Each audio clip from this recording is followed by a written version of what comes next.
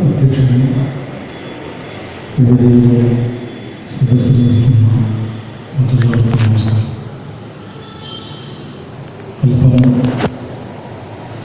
Sound സിസ്റ്റത്തിന് ഇവിടുത്തെ അല്ല ഇതിൻ്റെ ചെറിയ തകരാറുള്ളപ്പോൾ വളരെ സാവകാശം ചില കാര്യങ്ങൾ പറയാം എന്ന് വിചാരിക്കും. ആദ്യം തന്നെ നമ്മൾ തുടക്കത്തിൽ മാലചാർത്തിയും പുഷ്പാർച്ചന ചെയ്ത് ശ്രദ്ധാഞ്ജലി അർപ്പിച്ച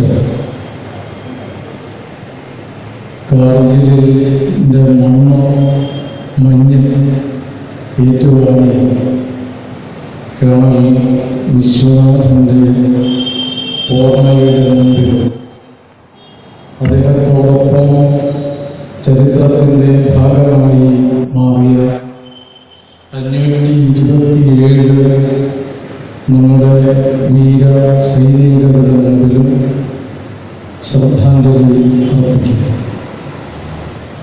അതോടൊപ്പം തന്നെ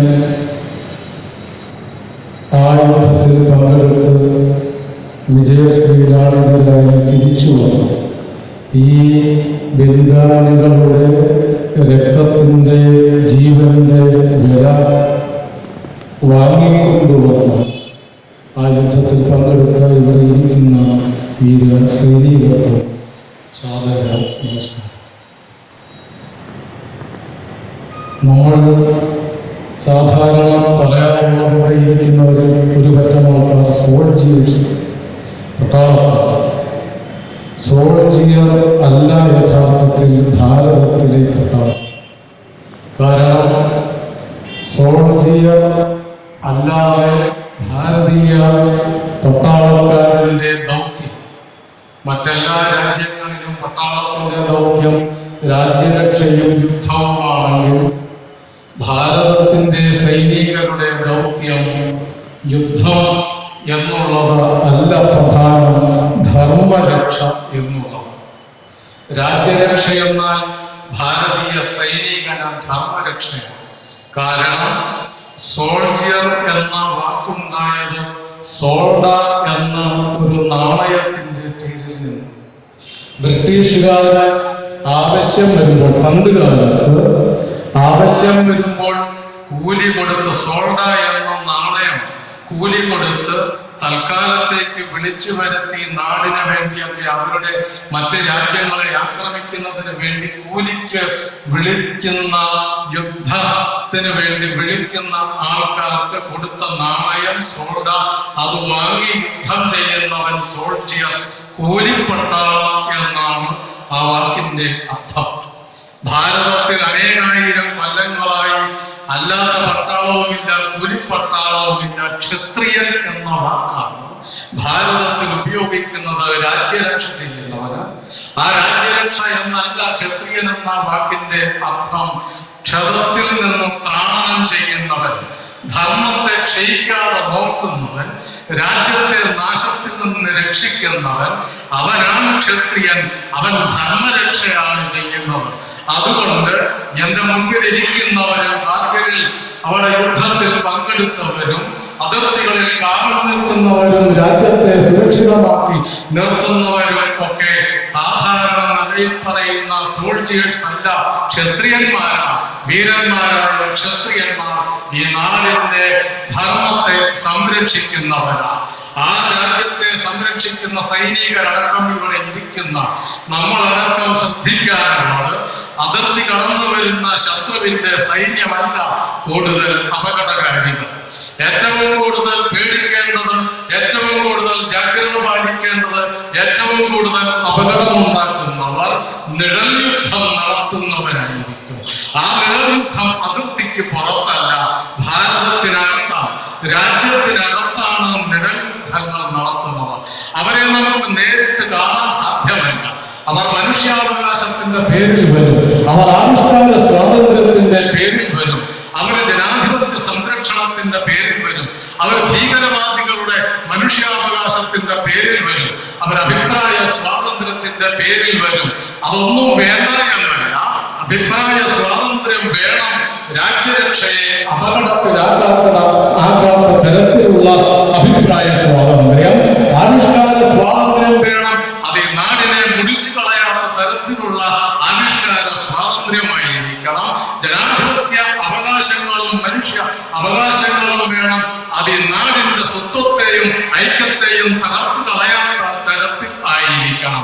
അത്തരം ആവശ്യങ്ങൾ നിർവഹിക്കുവാൻ ലോകത്തിൽ ഏറ്റവും ശക്തമായ ഭരണഘടന ഭാരതത്തിലുണ്ട് എന്നിരിക്കെ ഈ പറഞ്ഞ കാര്യങ്ങളുടെ പേരിൽ നടത്തുന്ന നിഴൽ യുദ്ധങ്ങളാണ് ഭാരതത്തിന്റെ ഐക്യത്തെ, ഭാരതത്തിന്റെ സ്വാതന്ത്ര്യത്തെ, ഭാരതത്തിന്റെ അഖണ്ഡതയെ തകർക്കുന്നത്. അതുകൊണ്ട് അവർ പറയുന്നതൊന്നും ഈ പറയുന്ന യഥാർത്ഥ കാര്യങ്ങളല്ല. നിഴൽ യുദ്ധക്കാരാണ് ഭാരതത്തിന്റെ ഏറ്റവും അപകടകാരികളായ ശത്രുക്കൾ. ഭാരതത്തിന്റെ സവിശേഷത എന്താ? സ്വാമി വിവേകാനന്ദൻ പറഞ്ഞു. അമേരിക്കയിലും യൂറോപ്പിലും പോയി പ്രസംഗിക്കുമ്പോൾ വിവേകാനന്ദ സ്വാമികൾ പറഞ്ഞത്, ബ്രിട്ടനിൽ വെച്ച് ഒരു മദാമ്മ വിവേകാനന്ദനോട് ചോദിച്ചു, നിങ്ങളെ എന്തിനു കൊള്ളാം? ഒരു രാജ്യത്തെയും നിങ്ങൾ കീഴടക്കിയിട്ടില്ല, ഒരു രാജ്യത്തെയും നിങ്ങൾ ആക്രമിച്ചിട്ടില്ല, ആ രാത്രിയും ഒന്നിനും കൊള്ളാത്തവരല്ലേ നിങ്ങൾ എന്ന ബ്രിട്ടനിൽ വെച്ച് ഒരു മദാമ്മ സ്വാമി വിവേകാനന്ദനോട് ചോദിച്ചപ്പോൾ സ്വാമി വിവേകാനന്ദൻ പറഞ്ഞ മറുപടി അത് തന്നെയാണ് ഭാരതത്തിന്റെ സവിശേഷത. അതാണ് ഭാരതത്തിന്റെ ഏറ്റവും മഹത്വവും.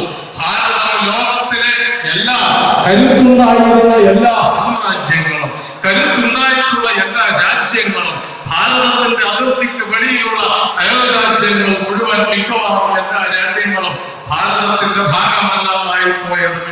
കരുത്തുള്ള എല്ലാ സാമ്രാജ്യങ്ങളും ഭാരതത്തെ ആക്രമിച്ചിട്ടുണ്ട്. അവർ മറ്റു പല രാജ്യങ്ങളെയും ആക്രമിച്ചിട്ടുണ്ട്. അവർ സംസ്കാരങ്ങളെ ആക്രമിച്ചിട്ടുണ്ട്. അവർ ജനതകളെ കീഴടക്കിയിട്ടുണ്ട്. അവർ ലോകത്തെ ഭയപ്പെടുത്തിയിട്ടുണ്ട്. എന്നാൽ അനേകായിരം വർഷങ്ങളുടെ ചരിത്രവും പാരമ്പര്യവുമുള്ള ഭാരതം ഈ അനേകായിരം വർഷങ്ങളിൽ ഒരിക്കൽ പോലും ഒരു അന്യരാജ്യത്തെ, ഒരു വിദേശ രാജ്യത്തെ ആക്രമിച്ചിട്ടില്ല. ഇവിടെ ഇരിക്കുന്ന സൈനികരടക്കം നമുക്കറിയാമല്ലോ, നമുക്കുള്ള വകുപ്പ് ഏതാണ്? യുദ്ധകാര്യ വകുപ്പല്ല ഭാരതത്തിനുള്ളത്, പ്രതിരോധ വകുപ്പാണ്. ലോകത്തിൽ ഒരു രാജ്യത്തിനും പ്രതിരോധ വകുപ്പല്ല ഉള്ളത്. കാരണം അവർ യുദ്ധം ചെയ്യാൻ സന്നദ്ധരാണ്, ആക്രമിക്കുവാൻ തയ്യാറാണ്, കീഴടക്കുവാനും കൊള്ളയടിക്കുവാനും നശിപ്പിക്കുവാനും അവർ സന്നദ്ധരാണ്. ഭാരതം ഒരു കാലത്തും ഒരു കാര്യത്തിലും ലോകത്തിൽ ഒരു രാജ്യത്തെയും ആക്രമിച്ചിട്ടില്ല. അത് തന്നെയാണ് ഭാരതത്തിന്റെ സവിശേഷതയും. ആ സവിശേഷതയും കൂടി നമ്മൾ ഈ വിഷയം ചർച്ച ചെയ്യുമ്പോൾ ഓർക്കേണ്ടതാണ്. രാഷ്ട്ര സുരക്ഷയും ദേശീയത ആവശ്യമുണ്ടോ എന്നുള്ളതാണ് ഒരു ചോദ്യം. രാഷ്ട്ര സുരക്ഷ യഥാർത്ഥത്തിൽ കുടികൊള്ളുന്നത് ജനങ്ങളുടെ മനസ്സിലെ ജാഗ്രതയിലാണ്. ജനമനസ്സിന്റെ ജാഗ്രതയിലാണ് ഒരു രാഷ്ട്രത്തിന്റെ സുരക്ഷ കുടികൊള്ളുന്നത്. രാഷ്ട്രത്തിന്റെ കരുത്ത് എന്ന് പറയുന്നത് സൈനികമായ ബലം മാത്രമല്ല. അതല്ല ഒന്നാമത്തെ കരുത്ത്. ഭരണകൂടത്തിന്റെ കരുത്ത് അതല്ല ഒന്നാമത്തെ കരുത്ത്. സാമ്പത്തികമായ ശക്തി അതല്ല ഒന്നാമത്തെ കരുത്ത്. പലതും ഇതൊക്കെയും ശക്തി തന്നെയാണ്, കരുത്ത് തന്നെയാണെങ്കിലും ഒരു രാഷ്ട്രത്തിന്റെ പ്രഥമവും പ്രധാനവുമായ കരുത്ത് ദേശീയ ബോധമാണ്. ദേശീയ ബോധമുള്ള ഒരു ജനതയുടെ സംഘടിതമായ ശക്തിയാണ് ഒരു രാഷ്ട്രത്തിന്റെ കരുത്ത്. ആ ദേശീയത എന്ന് പറയുന്നത് സ്റ്റാലിന്റെ ദേശീയതയല്ല. ആ ദേശീയത എന്ന് പറയുന്നത് ഹിറ്റ്ലറുടെ ദേശീയതയല്ല. ആ ദേശീയത എന്ന് പറയുന്നത് ചർച്ചിലിന്റെ ദേശീയതയല്ല. നമ്മുടെ നാട്ടിൽ രാഷ്ട്രീയ സംവാദങ്ങൾ നടത്തുമ്പോൾ എല്ലാവരും ഉന്നയിക്കുന്ന വിഷയം ദേശീയത അപകടമല്ലേ എന്ന ചോദ്യം ഉയരുന്നത് അവർക്കറിയാവുന്ന ദേശീയത സ്റ്റാലിന്റെ ദേശീയതയാണ്. രണ്ടാം ലോക മഹായുദ്ധം ഉണ്ടായപ്പോൾ ഹിറ്റ്ലറുമായിട്ട് സന്ധി ചെയ്ത ലോകത്തിലെ ഫാസിസ്റ്റ് ശക്തികളുമായി സന്ധി ചെയ്ത എഗ്രിമെന്റ് ഉണ്ടാക്കിയ ലോകത്തിലെ ഒറ്റ രാജ്യമേ ഉള്ളൂ, അത് കമ്മ്യൂണിസ്റ്റ് റഷ്യയാണ്. ആ റഷ്യ അവസാനം ഹിറ്റ്ലർ റഷ്യയെ ആക്രമിച്ചപ്പോൾ ദേശീയതയുടെ പേര് പറഞ്ഞാണ് റഷ്യയിലെ ജനങ്ങളെ ഉത്തേജിപ്പിച്ചത്, സ്റ്റാലിൻ ഉത്തേജിപ്പിച്ചത്. അത് നിഷേധാത്മകമായ ദേശീയതയാണ്. ഹിറ്റ്ലർ ജനങ്ങളെ പ്രേരിപ്പിച്ചത് പറഞ്ഞിട്ടാണ്. ചർച്ചിൽ ജനങ്ങളെ പ്രേരിപ്പിച്ചത് നിഷേധാത്മകമായ ശത്രുവിന്റെ പേര് പറഞ്ഞുകൊണ്ടാണ്, യുദ്ധത്തിന്റെ പേര് പറഞ്ഞാൽ ദേശീയത ഉണർത്തിയതെങ്കിൽ ഭാരതത്തിന്റെ ദേശീയത ആരോടുമുള്ള ശത്രുതയിൽ നിന്ന് ഉരുത്തിരിഞ്ഞതല്ല. ഞാൻ എന്റെ അമ്മയെ സ്നേഹിക്കുന്നതിന് നിങ്ങളുടെ അമ്മയെ വെറുക്കേണ്ടതുണ്ടോ? ഞാൻ എന്റെ അമ്മയെ ഇഷ്ടപ്പെടുന്നതിന് മറ്റൊരുവന്റെ അമ്മയെ വെറുക്കുന്നത് എന്തിനാണ്? അങ്ങനെ ഒരു വെറുപ്പിന്റെ ആവശ്യമില്ല. സ്വന്തം അമ്മയെ സ്നേഹിക്കാൻ പഠിപ്പിക്കുന്ന ദേശീയത, അതാണ് ഭാരതത്തിന്റെ ദേശീയത. ആ ദേശീയ ബോധമുള്ള ജനതയാണ് ഈ രാഷ്ട്രത്തിന്റെ കരുത്ത്. എപ്പോഴാണോ ജനങ്ങളിൽ നിന്ന്, ഭാരതീയരിൽ നിന്ന് ദേശീയ ബോധം നഷ്ടപ്പെടുന്നത്, അപ്പോൾ രാഷ്ട്രം ശിഥിലമാകും. ദേശീയ ബോധം നഷ്ടപ്പെടുന്നതാണ് ഒരു രാഷ്ട്രത്തിന്റെ മരണത്തിന് കാരണം. ദേശീയത ഒരു രാഷ്ട്രത്തെ ഏകോപിപ്പിച്ച് നിർത്തുന്ന വികാരമാണ്.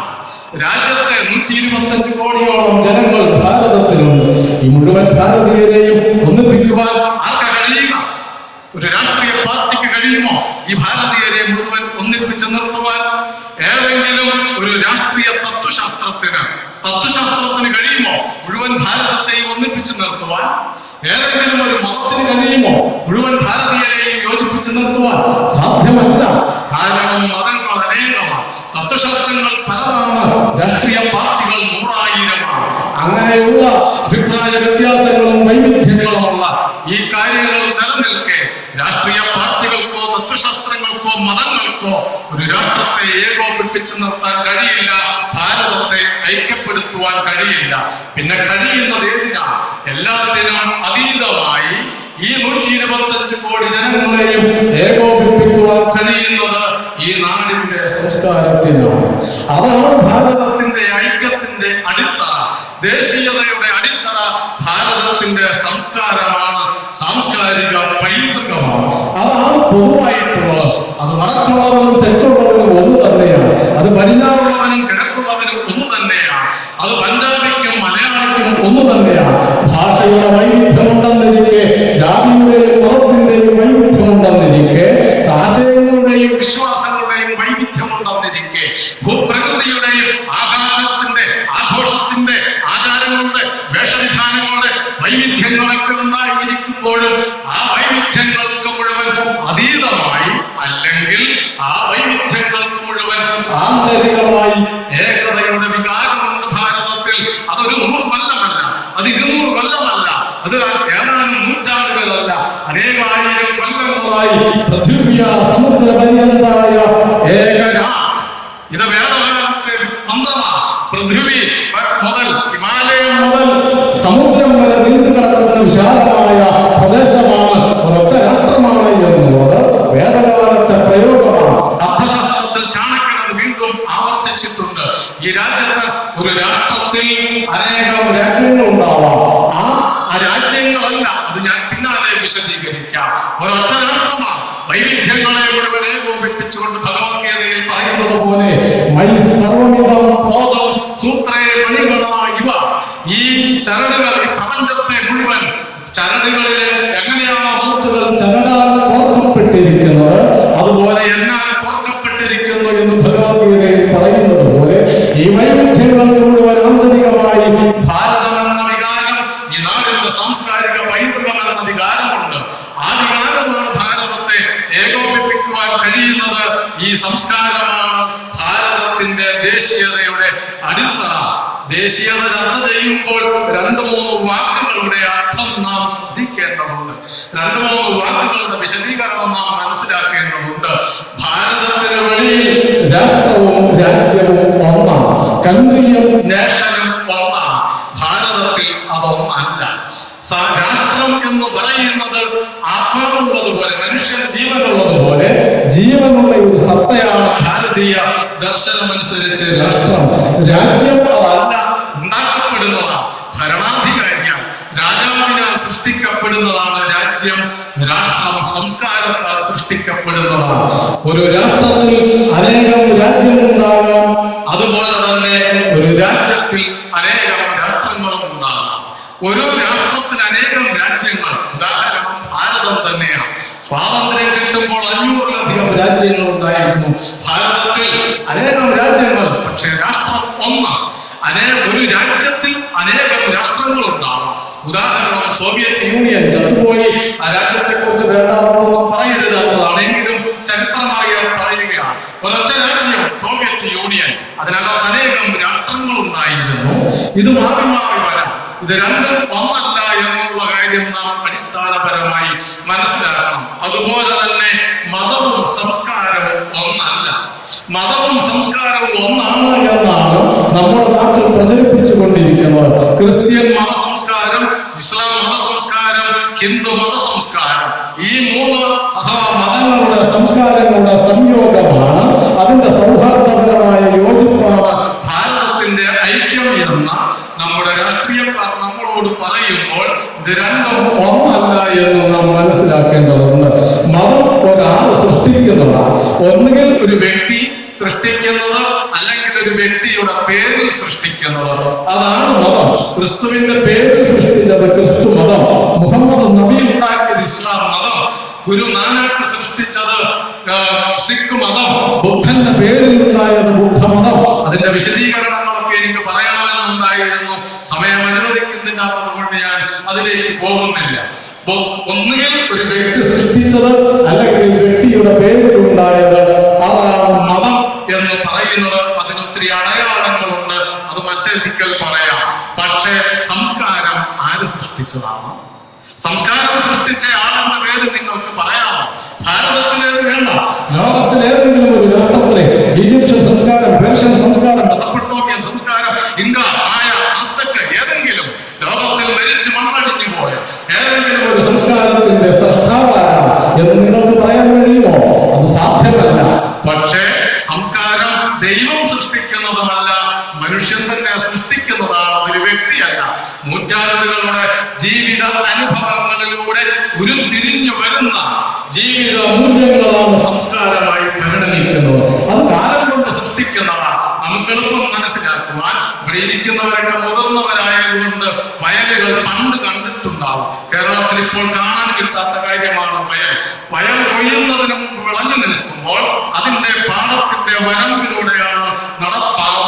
പക്ഷേ വയൽ കൊയ്ത് വേനലായി വരം തുടങ്ങിയ പാടത്തിന്റെ നടുവിലൂടെ, ആ പാടത്തിന്റെ നടുക്കുകൂടി അല്പനാളുകൾ കഴിയുമ്പോൾ ഒരു നടപ്പാത തെളിഞ്ഞു കാണാം നമുക്ക്. അത് ആരാ സൃഷ്ടിച്ചത്? ആരാണ് അതിനെ ആദ്യം നടന്നത്? ആരോ നടന്നതെന്ന് അറിയില്ല, ആരാണ് സൃഷ്ടിച്ചതെന്ന് അറിയില്ല. പക്ഷെ ആരോ ഒരാൾ ആദ്യമേ നടന്നു, അത് പിന്നാലെ നടത്താൻ കൊള്ളാവുന്നതാണെന്ന് മനസ്സിലായി. അങ്ങനെ പലർ നടന്ന് നടന്ന് നടന്ന് അതൊരു വഴിയായി, നടപ്പാതയായി മാറി.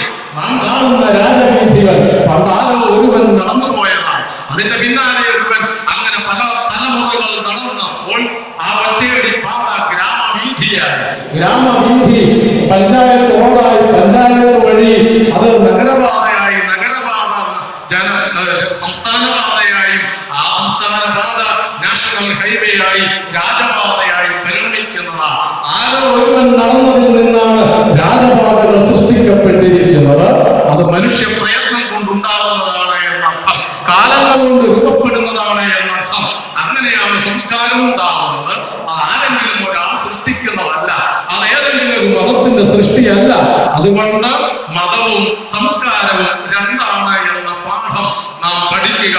മതങ്ങൾക്കാണ് സംസ്കാരമെങ്കിൽ വളരെ ലഘുവായ ലളിതമായ ഒരു ഉദാഹരണം ഞാൻ പറയാം.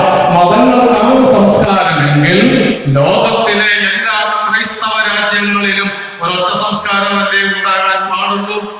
അങ്ങനെയാണോ? ഓസ്ട്രേലിയയുടെ സംസ്കാരമാണോ അമേരിക്കയുടേത്? അവരുടെ സംസ്കാരമാണോ ഇംഗ്ലണ്ടിന്റേത്? ഇംഗ്ലണ്ടിന്റെ സംസ്കാരമാണോ ഇറ്റലിയുടേത്? എന്തുകൊണ്ട് മതം ഒന്നായിരിക്കെ എന്തുകൊണ്ട് സംസ്കാരം പലതായി മാറി?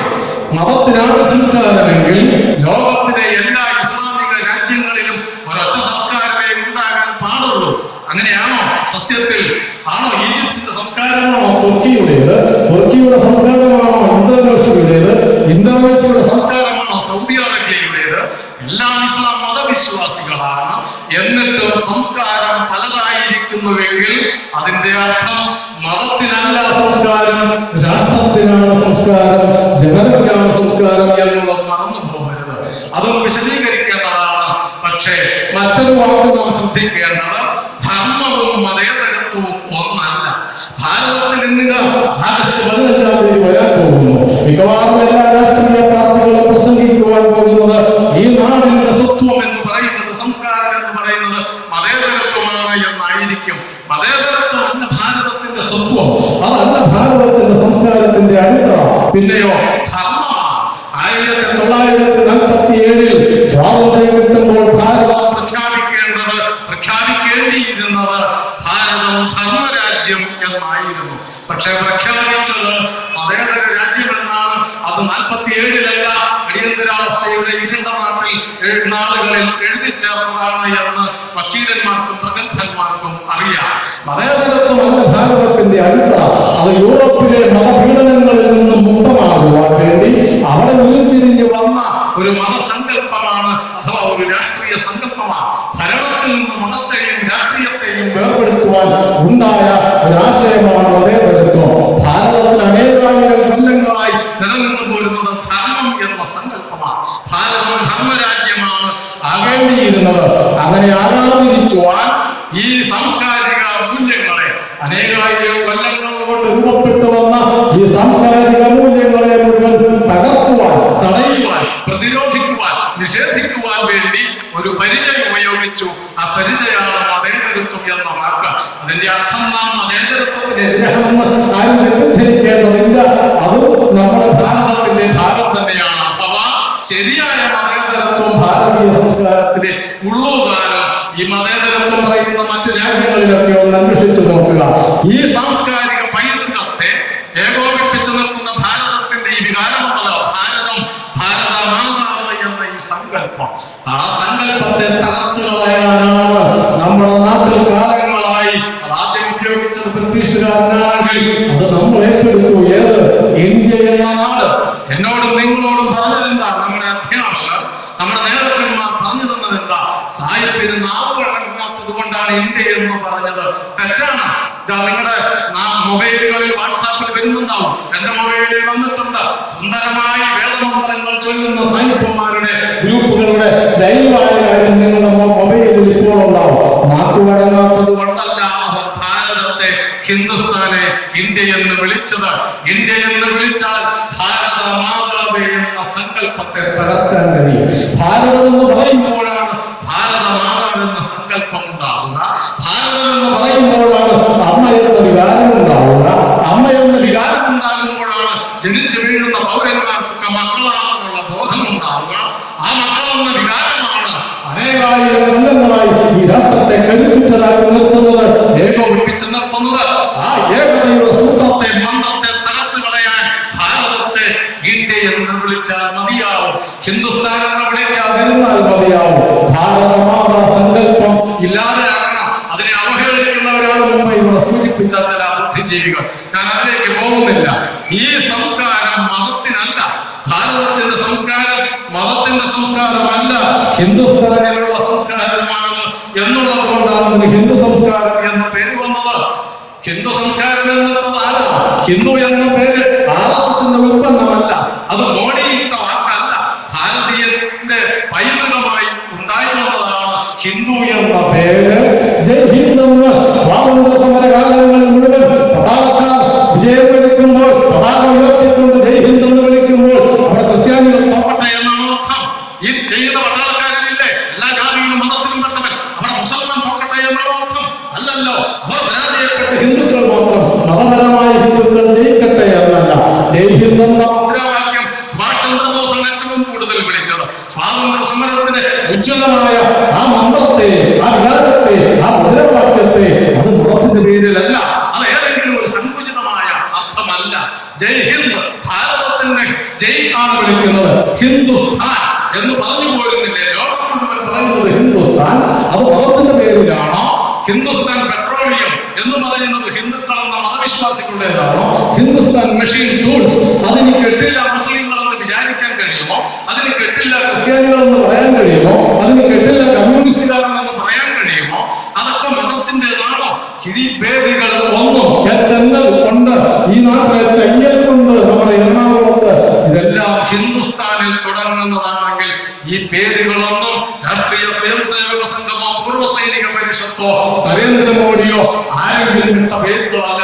നൂറ്റാണ്ടുകളായി നമ്മളെ വിളിക്കുന്ന പേരാണ് ഹിന്ദുക്കൾ എന്നുള്ളതും ഹിന്ദുസ്ഥാനികൾ എന്നുള്ളതും അത് ഈ നാടിന്റെ പേരാണ്, അത് ഈ നാടിന്റെ സംസ്കാരത്തിന്റെ പേരാണ്. അത് മതമല്ല. ഈ ധാരണയും സങ്കല്പവും തകർത്ത് കളഞ്ഞാൽ, ഇത് മതമാണെന്ന് പറഞ്ഞെന്നാൽ ആ സംസ്കാരത്തിന്റെ പേരിലുണ്ടായ സാംസ്കാരിക മൂല്യങ്ങളെ തകർത്ത് കളഞ്ഞാൽ, ഈ സംസ്കാരം ഭാരതീയ സംസ്കാരം അഥവാ ഹിന്ദു സംസ്കാരം, ഹിന്ദുസ്ഥാന്റെ സംസ്കാരം, ആ സംസ്കാരത്തിന്റെ പേരിൽ ഉരുത്തിരിഞ്ഞു വന്ന ജീവിത മൂല്യങ്ങളെ തകർത്ത് കളഞ്ഞാൽ ഭാരതത്തെ തകർക്കാൻ കഴിയും. പിന്നെ എന്തിന്റെ പേരിൽ അഭിമാനമുള്ളും ജനത ആരും ഉണ്ടാവില്ല. ആ സാംസ്കാരിക മൂല്യങ്ങളെയും നമ്മുടെ ബിംബങ്ങളെയും തകർക്കാനാണ് ഭാരതത്തിൽ ശ്രമിച്ചുകൊണ്ടിരിക്കുന്നത്, കേരളത്തിൽ വിശിഷ്യ ശ്രമിച്ചുകൊണ്ടിരിക്കുന്നത്. അതിന്റെ ഏറ്റവും ഒടുവിലത്തെ ഉദാഹരണമാണ് ഇപ്പോൾ ചൈന ഭാരതം തർക്കം നടക്കുമ്പോൾ കമ്മ്യൂണിസ്റ്റ് പാർട്ടി ചൈനയ്ക്ക് വേണ്ടി ഇപ്പോൾ അവർ വാദിച്ചത് അത് ഈ ഭാരതത്തിന്റെ ഏകത അവരുടെ ആദർശമല്ല എന്നുള്ളതുകൊണ്ടാണ്. അത് പുതിയ കാര്യമല്ല. 62 യുദ്ധകാലത്തും അവർ ചൈനയോടൊപ്പമായിരുന്നു. കോൺഗ്രസിന്റെ നേതാവ് രാഹുൽ ഗാന്ധി എന്തിനാണ് ചൈനക്കാരന്റെ നയതന്ത്ര പ്രതിനിധിയെ കാണാൻ പോയത്? അദ്ദേഹം ഗവൺമെന്റിന്റെ ഭാഗമല്ലല്ലോ, സർക്കാരിന്റെ ഭാഗമല്ലാതിരിക്കെ എന്തിനാണ് ഒരു ശത്രു രാജ്യത്തിന്റെ നേതാവിനെ, ഒരു ശത്രു രാജ്യത്തിന്റെ പ്രതിനിധിയെ രാഹുൽ ഗാന്ധി കാണാൻ പോയിട്ടുണ്ടെങ്കിൽ അവർക്ക് രാജ്യമല്ല പ്രധാനം, അധികാരമാണ് പ്രധാനം എന്ന് പറയേണ്ടി വരും. ആ നയതന്ത്രത്തിനെ കാണാൻ പോയത് അതേ കാര്യം തന്നെ ഇത് പണ്ടും ചെയ്തിട്ടുണ്ട്. കാർഗിൽ യുദ്ധം 1999 മെയിൽ ആരംഭിക്കുമ്പോൾ അതിന് തൊട്ടു മുൻപാണ് പർവേസ് മുഷറഫ് എന്ന പാകിസ്ഥാന്റെ സർവ്വസൈന്യാധിപൻ ചൈനയിൽ സന്ദർശിച്ചത്.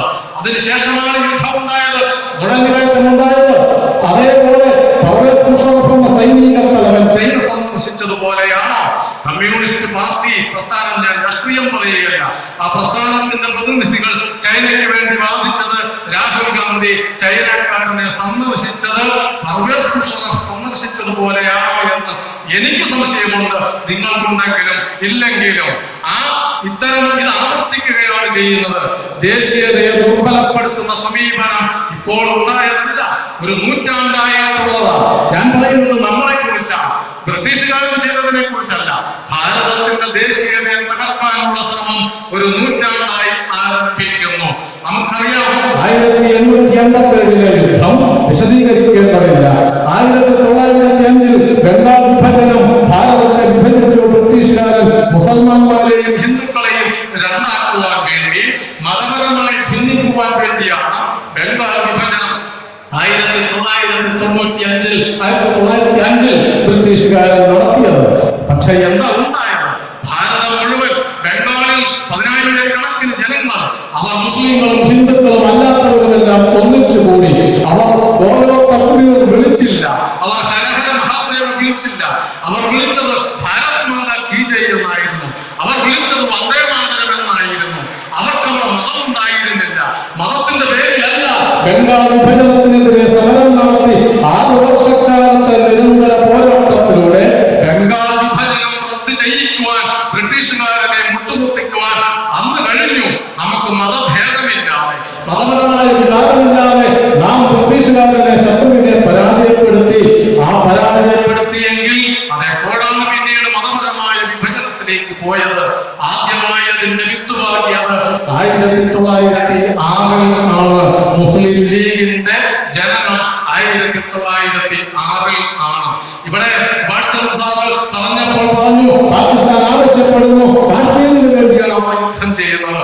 എനിക്ക് അതിനോടൊന്ന് കൂട്ടിച്ചേർക്കാനുണ്ട്, അല്ലെങ്കിൽ ചെറുതായിട്ടൊന്ന് ടെസ്റ്റ് ചെയ്യുവാനുണ്ട്. അത് അവർ 47 മുമ്പ് വാദിച്ചത് എന്തിനു വേണ്ടിയായിരുന്നു? 1947 മുമ്പ് മുസ്ലിം ലീഗ് വാദിച്ചത് എന്തിനു വേണ്ടിയാണ്? അന്ന് കാശ്മീർ പ്രശ്നമില്ല, അന്ന് ബംഗ്ലാദേശ് പ്രശ്നമില്ല. അപ്പോൾ അവർ പാകിസ്ഥാൻ വേണമെന്ന് പറഞ്ഞു. പാകിസ്ഥാൻ കിട്ടിയപ്പോൾ കാശ്മീർ വേണമെന്ന് പറഞ്ഞു. കാശ്മീർ കിട്ടിയാൽ അവസാനിക്കുമെന്ന് നാം വിചാരിക്കുന്നുവോ? അങ്ങനെ വിചാരിക്കാൻ പാടില്ല. കാരണം ആവശ്യങ്ങൾ വർദ്ധിച്ചു വരികയും മുഴുവൻ ഭാരതത്തിലും പാകിസ്ഥാനിൽ നിന്ന് പ്രചരിച്ചുകൊണ്ടിരിക്കുന്ന പത്രങ്ങൾ പ്രചരിപ്പിക്കുന്ന ഒരു ചിത്രമുണ്ട്. ഇന്നത്തെ ഭാരതം അടക്കം മുഴുവൻ പാകിസ്ഥാനെയും ചേർത്ത് അവരുടെ ലക്ഷ്യം 2020 എന്റെ കയ്യിലുണ്ട്. അവിടെ പ്രചരിപ്പിച്ച പത്രത്തിൽ പ്രചരിപ്പിച്ചത് ഇസ്ലാമിക് റിപ്പബ്ലിക് ഓഫ് പാകിസ്ഥാൻ എന്ന് വെച്ചാൽ പാകിസ്ഥാൻ അല്ല, ഇന്നത്തെ ഭാരതം മുഴുവൻ പെടും. ഇത് 2020 പ്രചരിപ്പിച്ചുകൊണ്ടിരിക്കുന്നത്. അതുകൊണ്ട് കാശ്മീരിൽ കൊണ്ട് പ്രശ്നം തീരില്ല. ഭാരതത്തെ ശിഥിലമാക്കുവാൻ 1906 മുസ്ലിം ലീഗിന്റെ സ്ഥാപനത്തോടു കൂടിയാണ് അന്ന് തൊട്ട് കോൺഗ്രസ് പ്രസ്ഥാനം പറഞ്ഞുകൊണ്ടിരിക്കുന്നു, മുസൽമാന്റെയും ഹിന്ദുവിന്റെയും ഐക്യമാണ് ഭാരതത്തിന്റെ ഐക്യം. അല്ല, അത് പാടില്ല. മതപരമായ ഐക്യമായിരിക്കരുത് രാഷ്ട്രത്തിന്റെ ഐക്യത്തിന്റെ നിദാനം. മുസ്ലിമിന്റെയും ഹിന്ദുവിന്റെയും ക്രിസ്ത്യാനിയുടെയും മറ്റെല്ലാവരുടെയും ഐക്യമല്ല, മതമല്ല ഐക്യപ്പെടുത്തേണ്ടത്, മതപരമായ സൗഹാർദ്ദമല്ല, ദേശീയതയായിരിക്കണം നമ്മളെ ഏകോപിപ്പിക്കേണ്ടത്. ആ ദേശീയതയുടെ അടിസ്ഥാനത്തിൽ വേണം നമ്മളെ ഒന്നിച്ചു നിർത്തുക. നമ്മുടെ മതസൗഹാർദ്ദമല്ല, മതത്തിനതീതമായി രാഷ്ട്രത്തെ കാണുന്ന പൗരന്മാരുണ്ടാവണം. ഇതാ ഇപ്പോൾ വീണ്ടും കോൺഗ്രസ് പറഞ്ഞു, അടുത്ത ദിവസം പറഞ്ഞിരിക്കുന്നു, ഓരോ സംസ്ഥാനത്തിനും ഓരോ പതാകയാവാം. ശശി തരൂർ വലിയ പണ്ഡിതനല്ലേ, അദ്ദേഹം ഓരോ സംസ്ഥാനത്തിനും ഓരോ പതാക. എന്താ സംഭവിക്കുവാൻ പോകുന്നത്? ഓരോ സംസ്ഥാനവും സ്വതന്ത്രമായി പോവുക. അത് എത്രയോ കാലമായി ഭാരതത്തിൽ നടത്തിക്കൊണ്ടിരിക്കുന്ന ഒരു ശ്രമമാണ്. ഓരോ പ്രദേശത്തെയും വേറെ വേറെ രാജ്യങ്ങളാക്കുവാൻ ആ ശ്രമമാണ് ഇപ്പോഴും കോൺഗ്രസ് തുടർന്നു പോരുന്നത്. പിന്നീട് ആദ്യം 1905 മുസ്ലിം ലീഗ്, അന്ന് മുതൽ കോൺഗ്രസും, ഇതാ ഇപ്പോ അന്ന് തൊട്ട് തന്നെ ഏതാണ്ട് അതിന്റെ തൊട്ടടുത്ത കാലം, ഞാൻ ഇത്തിരി രാഷ്ട്രീയം പറയാതിരിക്കാൻ നിവൃത്തിയില്ല, കാരണം വിഷയം ദേശീയതയായതുകൊണ്ട്. എന്തുകൊണ്ട് ഇടതുപക്ഷ ബുദ്ധിജീവികൾ ഇവിടെ വന്നില്ല ദേശീയതയെ കുറിച്ച് പറയാൻ? അവർക്ക് ദേശീയതയെ അംഗീകരിക്കുവാൻ കഴിയില്ല. അത് ഞാൻ പറഞ്ഞതല്ല. 1942 സെപ്റ്റംബർ മാസം 19-ാം തീയതി ഇന്ത്യൻ കമ്മ്യൂണിസ്റ്റ് പാർട്ടിയുടെ കേന്ദ്ര കമ്മിറ്റി ഒരു പ്രമേയം പാസാക്കി. ആ പ്രമേയത്തിന്റെ കോപ്പിയാണ് ഇത്. അതിന്റെ പേര് on Pakistan and national unity, resolution passed by the enlarged plenum of the Central Committee of the Communist Party of India on the 19th September 1942 and confirmed by the First Congress of the Communist Party of India in May 1943. Reprinted in Pakistan and National Unity, the Communist Solution edited by Gangadhar Adhikari. പാർട്ടിയുടെ EMSന് മുമ്പ് communist പാർട്ടിയുടെ general secretary ആയിരുന്ന അവർ പ്രസിദ്ധീകരിച്ചതാണ് ഇത്. ഇത് ഞാനുണ്ടാക്കിയ കൃത്രിമരേഖയല്ല, അവരുണ്ടാക്കി പറയുന്നത് പോലെ. ഇതിനകത്ത് 16 രാഷ്ട്രങ്ങളുടെ പേര് പറഞ്ഞിട്ടുണ്ട്. 16 രാഷ്ട്രങ്ങൾ. ഭാരതം ഒരൊറ്റ രാജ്യമല്ല. ഭാരതത്തെ ഇന്ത്യയെന്നും പാകിസ്ഥാനെന്നും രണ്ടാക്കി വിഭജിച്ചാൽ പോരാ, പിന്നെയോ 16 സ്വതന്ത്ര രാജ്യങ്ങളാക്കി വിഭജിക്കണം എന്ന് പ്രമേയം പാസാക്കിയ കമ്മ്യൂണിസ്റ്റ് പ്രസ്ഥാനത്തിന് ദേശീയ ഐക്യത്തെ കുറിച്ച് പറയുന്നിടത്ത് വരാൻ നമുക്ക് സാധ്യമല്ല. കാരണം വന്നാൽ അവർ വരുമെന്ന പ്രതീക്ഷയിലാണ് ഞാൻ ഈ കാര്യങ്ങൾ തയ്യാറാക്കി വന്നത്. അത് സാധ്യമല്ല. ദേശീയതയ്ക്ക് എതിരാണ്. നിങ്ങൾ കമ്മ്യൂണിസ്റ്റ് സാഹിത്യം പരിശോധിച്ച് നോക്കിക്കൊള്ളുക. പഴയത്, ഇപ്പോൾ 5 കൊല്ലത്തെ അല്ല, പഴയത് EMSന്റെ അടക്കം. അതിനകത്ത് ദേശീയത എന്നൊരു വാക്കല്ല, ഒരു വിശേഷണമുണ്ട്. സങ്കുചിത ദേശീയത എന്ന പദമാണ് EMS കമ്മ്യൂണിസ്റ്റ് സാഹിത്യങ്ങളിൽ മുഴുവൻ ഉള്ള പദം. സങ്കുചിത ദേശീയത. എന്തുകൊണ്ട് അവർ സുഭാഷ് ചന്ദ്രബോസിനെ ആക്ഷേപിച്ചു? എന്തുകൊണ്ട് ഗാന്ധിജിയെ ചീത്ത വിളിച്ചു? എന്തുകൊണ്ട് സവർക്കറെ പുലയാട്ടി? എല്ലാ ദേശീയ നേതാക്കന്മാരെയും എന്തുകൊണ്ട് ജയപ്രകാശ് നാരായണനെ അവർ ആക്ഷേപിച്ചു? ദേശീയ നേതാക്കന്മാരെ ആക്ഷേപിക്കുന്നത് അവരോടുള്ള വ്യക്തിവിരോധം കൊണ്ടല്ല, മറിച്ച് ദേശീയതയോടുള്ള വിരോധം കൊണ്ടാണ് എന്ന് ചുരുക്കി നാം മനസ്സിലാക്കേണ്ടതുണ്ട്. ആ ദേശീയ വികാരത്തെ ഇല്ലാതെയാക്കുവാനാണ് സമീപകാലത്ത് നടന്ന 2-3 സംഭവങ്ങൾ പറഞ്ഞു പോകാം വിശദീകരിക്കാതെ. പാർലമെന്റ് ആക്രമിച്ച അഫ്സൽ ഗുരുവിന്റെ രക്തസാക്ഷി ദിനം JNUവിലും കേരളത്തിലെ കോഴിക്കോട് MG സർവകലാശാലകളിൽ അടക്കം കേരള സർവകലാശാലകളിൽ അഫ്സൽ ഗുരു അനുസ്മരണം നടത്തി. മഹിഷാസുര രക്തസാക്ഷി ദിനം ഈ പറയുന്ന പ്രസ്ഥാനങ്ങൾ നടത്തിയത് എന്തിനാണ്? ഭാരതമാണ് ഒറ്റപ്പാലത്തെ NSS കോളേജിൽ ഇറക്കിയ കോളേജ് മാഗസിനിൽ ചോദിച്ച ഒരു ചോദ്യം, ഭാരതം എഴുതിയ ഒരു പ്രസ്താവന, ഭാരത മാതാവേ നീ വേശ്യയാകുന്നു എന്നായിരുന്നു. മഞ്ചേരിയിൽ ഈ വർഷം NSS കോളേജിലെ മാഗസിനിൽ, ആ മാഗസിൻ ഇറക്കിയതാകണമെന്ന് ഞാൻ വിശദീകരിക്കാതെ നിങ്ങൾക്ക് മനസ്സിലാവും. ആ മാഗസിനിൽ ചോദിച്ചത് കുന്തിയെ എന്തുകൊണ്ട് വേശ്യ എന്ന് വിളിച്ചില്ല എന്നായിരുന്നു.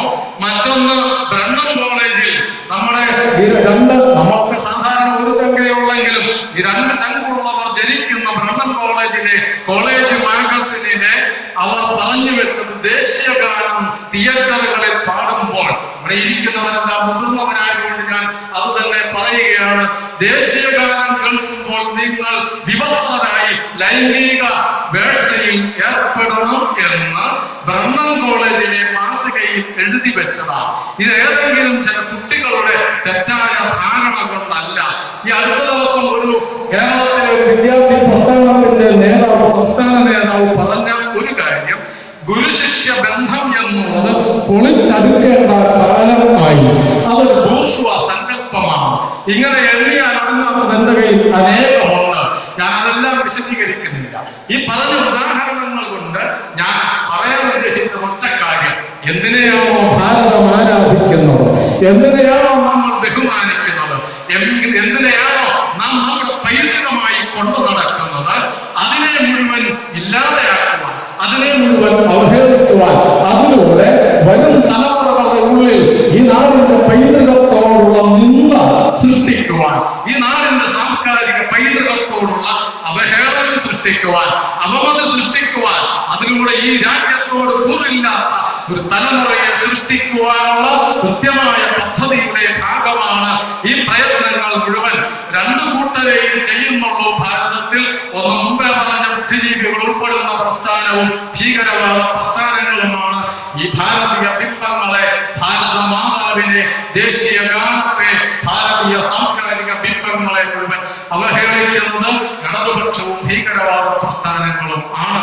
അതുകൊണ്ട് അവർക്ക് മറുപടി പറയണമെങ്കിൽ എനിക്ക് മറ്റൊരു സഭ തരേണ്ടി വരും. അതിലേക്ക് ഞാൻ പോകുന്നില്ല. മതവിദ്വേഷത്തിലൂടെ ദേശീയതയെ തകർക്കാനാണ് ശ്രമിക്കുന്നത്. ഒരു വശത്തുകൂടി ഇത്തരം പ്രയത്നങ്ങൾ ബൗദ്ധികമായി രാഷ്ട്രീയമായി ചെയ്യുമ്പോൾ, മറ്റൊരു വശത്തുകൂടി മതപരമായ വിദ്വേഷം. ഞാൻ കേരളത്തിൽ ഓണപരീക്ഷ വരാൻ പോകുക, നിങ്ങളുടെ മക്കൾ പരീക്ഷ എഴുതാൻ പോകുന്നു. എങ്ങനെ അയൽപക്കത്തുള്ള മുസ്ലിം കുട്ടിയും നിങ്ങളുടെ മക്കളും ഒന്നിച്ചല്ല, നിങ്ങളിലെ മുസ്ലിങ്ങൾ കാണുമായിരിക്കാം. മുസ്ലിം കുട്ടികൾ പരീക്ഷ എഴുതുന്നത് ഓണത്തിന്, ഹിന്ദു കുട്ടികൾ മാത്രം ഓണം ആഘോഷിച്ചാൽ മതി. കേരള സർക്കാർ ഉത്തരവിട്ടിരിക്കുകയാണ്. എവിടെയാണോ 51% മുസ്ലിം കുട്ടികൾ പഠിക്കുന്നത്, അവിടെയുള്ള 49% ആ 100% കുട്ടികളും ആ സ്കൂളിലെ മറ്റു ഉദ്യോഗസ്ഥരും അധ്യാപകരും ഓണം ആഘോഷിക്കാൻ പാടില്ല എന്ന് കേരള ഗവൺമെന്റ് ഉത്തരവിട്ടിരിക്കുന്നു. ഓണം കേരളത്തിന്റെ ദേശീയ ആഘോഷമല്ല, അത് മതപരമായ ആഘോഷമാണെന്ന് വരുത്തി തീർക്കുവാൻ അതിലൂടെ ശ്രമിക്കുമ്പോൾ, ഈ ഒന്നിച്ച് നാം ആഘോഷിച്ചിരുന്നില്ല എത്രയോ കാലമായി.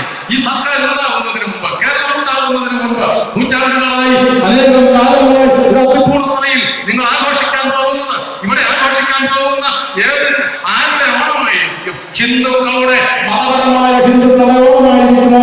ഈ കേരളത്തിന്റെ, ഈ നാടിന്റെ സാംസ്കാരിക പൈതൃകത്തെ വീണ്ടും ഉജ്ജ്വലിപ്പിക്കുവാനുള്ള ജന അഭിലാഷത്തിന്റെ പ്രതീകമായിട്ടായിരിക്കുമോ അത്തച്ചമയം കൊണ്ട് നടക്കുന്നത്? നിങ്ങൾ രാത്രിയിൽ കണ്ടുകൊള്ളുക. ഓണം ഈ നാടിന്റെ ആഘോഷമല്ല എന്ന് വരുത്തുവാൻ കേരള സർക്കാർ ശ്രമിക്കുന്നു.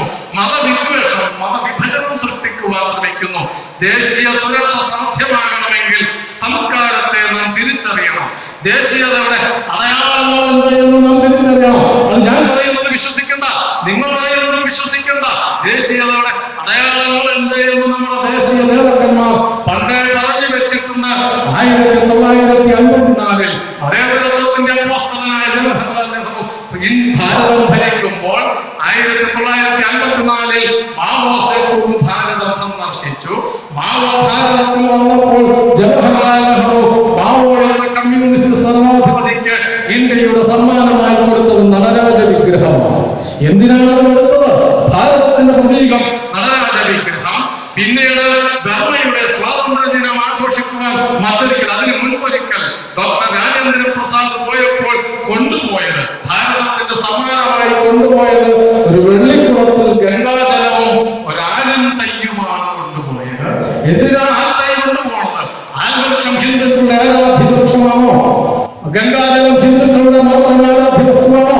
പക്ഷേ ഭാരതത്തിന്റെ പ്രതീകമായി ഗംഗാജലവും ആൽമര തയ്യും കൊണ്ടുപോയി ഡോക്ടർ രാജേന്ദ്ര പ്രസാദ് ഭാരതത്തിന്റെ പ്രതീകമായി ദേശീയ പതാകയിൽ അശോകചക്രം സ്ഥാപിച്ചിരിക്കുന്നത്. LIC എന്ന് പറയുന്ന ഗവൺമെന്റിന്റെ പൊതുമേഖലാ സ്ഥാപനത്തിൽ ഇട്ടിരിക്കുന്ന പേര്, അതിന്റെ മുദ്രാവാക്യം എന്താ? യോഗക്ഷേമം മഹാമ്യഹം എന്ന ഭഗവത്ഗീതയുടെ മന്ത്രമാണ്. ഭാരതത്തിന്റെ മുദ്ര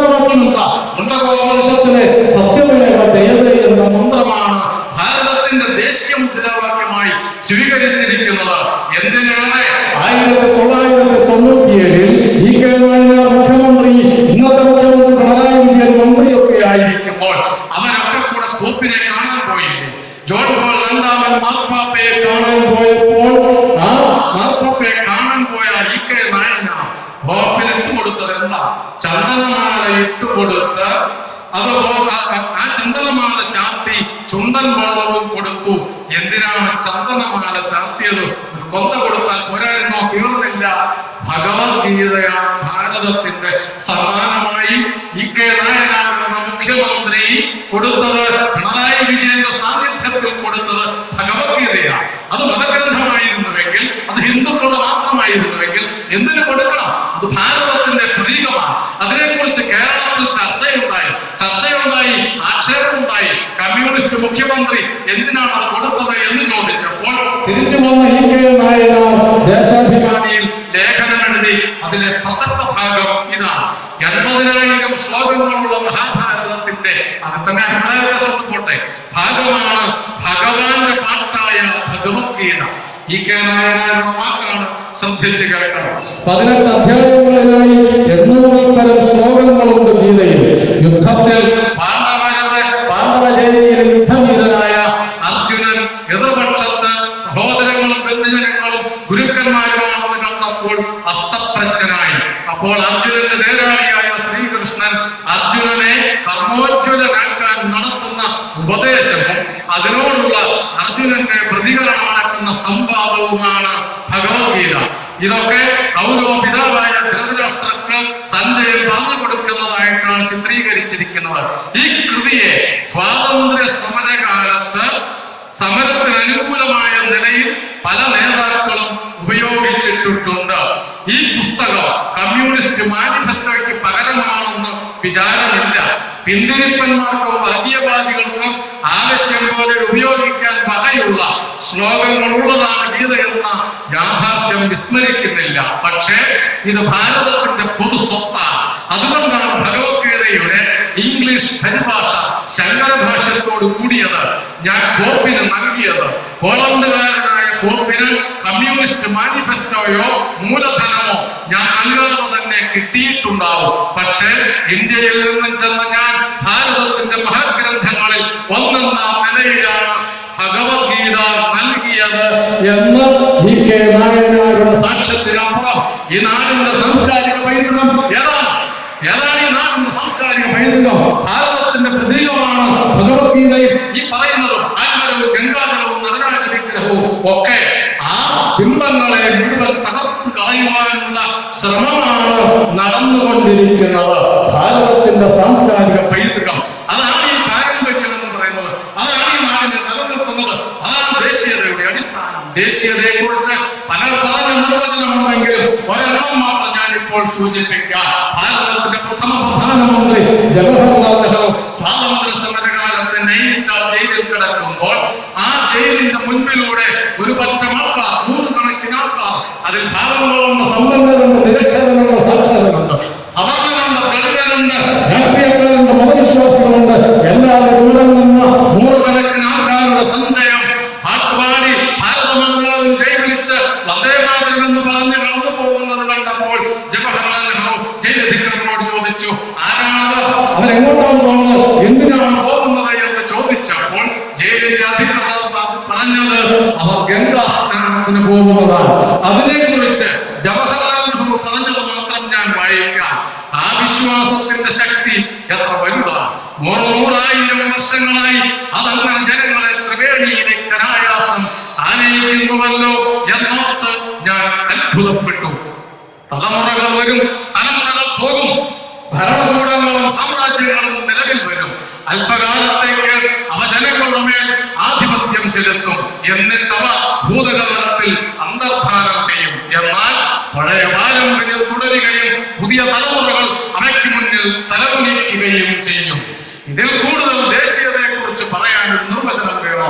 ജവഹർലാൽ നെഹ്റു പറഞ്ഞത് സാമ്രാജ്യങ്ങൾ വരികയും പോവുകയും ചെയ്യും, ഭരണകൂടങ്ങൾ വരികയും പോവുകയും ചെയ്യും, എല്ലാം നടന്നുകൊണ്ടേയിരിക്കും. പക്ഷേ പഴയ പാരമ്പര്യവും സാംസ്കാരിക ബിംബങ്ങളും നിലനിന്ന് നൂറ്റാണ്ടുകളായി ഭാരതത്തിന്റെ തലമുറയെ ഒന്നിപ്പിച്ച് നിർത്തുന്ന ആ ഘടകമുണ്ടല്ലോ, അതിനെയാണ് ദേശീയത എന്ന് പറയുന്നത്. അത് ഹിന്ദു സംസ്കാരം എന്ന് പറയാൻ കഴിയില്ലെങ്കിൽ നിങ്ങൾ ഇന്ത്യൻ സംസ്കാരം എന്ന് പറഞ്ഞുകൊള്ളുക, മറ്റെന്തെങ്കിലും പേര് പറഞ്ഞുകൊള്ളുക. പക്ഷേ നമ്മുടെ സാംസ്കാരിക ബിംബങ്ങളെ, സാംസ്കാരിക പൈതൃകത്തെ, സാംസ്കാരിക മാനദണ്ഡങ്ങളെ അവഹേളിക്കുന്ന തലമുറ വളർന്നു വരാൻ പാടില്ല. അതുകൊണ്ട് മതത്തിനതീതമായി, രാഷ്ട്രീയത്തിനതീതമായി ഇതിനൊന്നിനും ഈ ഭാരതത്തെ ഏകോപിപ്പിക്കാൻ കഴിയില്ല. സംസ്കാരമാണ് ഭാരതത്തിനെ ഏകോപിപ്പിച്ച് നിർത്തുന്നത്. അതാണ് ദേശീയതയുടെ അടിസ്ഥാനം. ഭാരതം നിലനിൽക്കണം, ദേശീയ ആ വികാരം നിലനിൽക്കണമെങ്കിൽ ഭാരതം എന്ന വികാരം, ദേശീയ വികാരം, ഭാരത മാതാവ് എന്ന സങ്കല്പം, അമ്മ എന്ന സങ്കല്പം നിലനിർത്തുക. അതിനെ തകർത്ത് കളയരുത്. ഭാരതമാതയെ നീ ദേശീയമാകുന്നു എന്ന് വരും തലമുറകളെ പഠിപ്പിക്കുന്നതിലൂടെ ഭാരതത്തിന്റെ ദേശീയ ബിംബങ്ങളെ, ഭാരതീയ പൈതൃകത്തെ, സീതയെയും സാവിത്രിയെയും ഒക്കെ അവഹേളിക്കുന്ന ഒരു തലമുറ വളർന്നു വരുമ്പോൾ നാം അനേകായിരം കൊല്ലങ്ങളായി സംരക്ഷിച്ചു നിർത്തിയ ഈ മൂല്യങ്ങളെ അടിവേർ തകർത്ത് അതിനെ വേരോടെ പിഴുതെറിയാനുള്ള ശ്രമമാണ് കേരളത്തിൽ നടന്നുകൊണ്ടിരിക്കുന്നത്, ഭാരതത്തിൽ നടന്നുകൊണ്ടിരിക്കുന്നത്, സർവകലാശാലകളിൽ നടന്നുകൊണ്ടിരിക്കുന്നത്. അതുകൊണ്ട് ആ സത്യം തിരിച്ചറിഞ്ഞ് ദേശീയതയെ തകർക്കുവാനുള്ള അപകടമായ തന്ത്രങ്ങളെ മനുഷ്യ അവകാശത്തിന്റെ പേരിൽ, മതസ്വാതന്ത്ര്യത്തിന്റെ പേരിൽ, അഭിപ്രായ സ്വാതന്ത്ര്യത്തിന്റെ പേരിൽ, ആവിഷ്കാര സ്വാതന്ത്ര്യത്തിന്റെ പേരിൽ ഈ നാടിനെ മുടിക്കുവാനുള്ള നിരന്തരം നടത്തുന്ന ശത്രുക്കളെ തിരിച്ചറിയുവാൻ ഈ നാടിനെ സ്നേഹിക്കുന്ന പൗരന്മാർ തയ്യാറാവണം. ഭാരതമെന്റെ അമ്മ എന്ന വികാരം, ആ വികാരമല്ലേ കാർഗിലിൽ വീണ് മരിച്ച ബലിദാനികളായ നൂറുകണക്കിന് പട്ടാളക്കാരെ പ്രേരിപ്പിച്ചത്? എന്താ പട്ടാളക്കാരെ, ക്ഷത്രിയന്മാരെ പ്രേരിപ്പിച്ചത്? എപ്പോഴെങ്കിലും മരിക്കും, ഞാനും നിങ്ങളും ജനിച്ചാൽ ഒരിക്കൽ മരിക്കും. പക്ഷേ ആ മരണം ശാശ്വതമായിരിക്കുന്നു. ഇതാ ഇവിടെ നമ്മൾ കേവൽ വിശ്വനാഥന്റെ പുഷ്പാർച്ചന അർപ്പിച്ചില്ലേ? നാളെ ഞാനും നിങ്ങളും മരിക്കും. പക്ഷെ വിശ്വനാഥന്റെ ഓർമ്മകൾ തലമുറകളെ പ്രചോദിപ്പിക്കും. ഈ നാടിന് വേണ്ടി പണിയെടുത്ത, ആ നാടിന് വേണ്ടി ജീവൻ ബലിയർപ്പിച്ച വിശ്വനാഥന്റെ ഓർമ്മകൾ, ആ വിശ്വനാഥനെ പോലെ ഈ നാടിന് വേണ്ടി ബലിയർപ്പിച്ച അനേകായിരം ക്ഷത്രിയന്മാരുടെ, നാടിന്റെ കാവൽക്കാരായി നിന്നവരുടെ ഓർമ്മകൾ നമ്മളെ ഉത്തേജിപ്പിക്കുകയും ഉജ്ജ്വലിപ്പിക്കുകയും ചെയ്യും. ആ ഉത്തേജകമായ നാടിന്റെ കരുത്ത്, ആ വികാരമാണ് ഭാരതത്തിന്റെ ദേശീയത. അത്രയും പേര്, ആ മരണപ്പെട്ടവർ മുഴുവൻ അവർ മരണപ്പെട്ടിട്ടില്ല, അവർ അമരന്മാരായിരിക്കുന്നു. ദ്രാസിൽ, കാർഗിലിൽ ദ്രാസ് എന്ന് പറയുന്ന സ്ഥലത്ത് യുദ്ധ സ്മാരകം ഉണ്ടാക്കി വെച്ചിട്ടില്ലേ? ആ യുദ്ധത്തിൽ മരിച്ച വീരബലിദാനികളായി മാറിയ 527 പേരുടെയും നാമങ്ങൾ കൊത്തിവെച്ച ഫലകം അവിടെയുണ്ട്. വരും തലമുറകളെ പ്രചോദിപ്പിക്കാൻ ആ കാർഗിൽ വാർ മെമ്മോറിയലിന്റെ മുമ്പിൽ കവാടത്തിൽ പുഷ്പക്കി അഭിലാഷ് എന്ന ഒരു വാക്യം എഴുതി വെച്ചിട്ടുണ്ട്. ഒരു കവിതയാണ് ഹിന്ദി കവിയായ ലഖൻലാൽ ചതുർവേദി എഴുതിയ പുഷ്പക്കി അഭിലാഷ് എന്ന കവിത ആലേഖനം ചെയ്തിട്ടുണ്ട്. അതിന്റെ കവാടത്തിൽ എന്തിനാണ് പുഷ്പം ഉണ്ടാവുന്നത്? ഈശ്വരൻ അർച്ചിക്കുവാൻ. പുഷ്പം പുഷ്പിക്കുന്നത്, വിടരുന്നത് ഭാരതമാതാവിന്റെ പ്രത്യേകതകളിൽ അർപ്പിക്കുവാൻ. അങ്ങനെ അർപ്പിക്കപ്പെടുന്ന പുഷ്പമാണ് സാക്ഷാത്കൃതമായി മാറുന്നത്. ആ പുഷ്പത്തിന്റെ ജന്മം സഫലമായി എന്നതുപോലെ ഈ നാടിന്റെ മോചനത്തിനും സുരക്ഷയ്ക്കും സംരക്ഷണത്തിനും വേണ്ടി ബലിദാനികളായ നിങ്ങൾ ആ പുഷ്പങ്ങൾ, ദേവനർപ്പിച്ച, ഈശ്വരനർപ്പിച്ച പുഷ്പത്തെ പോലെ അമരന്മാരായിരിക്കുന്നു എന്ന ആ വാക്കാണ് പുഷ്പക്കി അഭിലാഷ്. ഞാനും നിങ്ങളും അമരന്മാരായി മാറാൻ കഴിയണമെങ്കിൽ കാവൽ നിൽക്കുന്ന സൈനികരെ പോലെ ഈ നാടിന്റെ സംസ്കാരത്തിന്റെ കാവൽക്കാരായി, ഈ നാടിന്റെ ദേശീയതയുടെ കാവൽക്കാരായി, ഈ നാടിന്റെ സ്വാതന്ത്ര്യത്തിന്റെ കാവൽക്കാരായി വരും തലമുറകളെ മാറ്റുവാൻ കാർഗിൽ യുദ്ധസ്മരണ നമുക്ക് പ്രേരകമാകട്ടെ എന്ന് പ്രാർത്ഥിച്ചുകൊണ്ട് ഞാൻ അവസാനിപ്പിക്കുന്നു. നമസ്കാരം.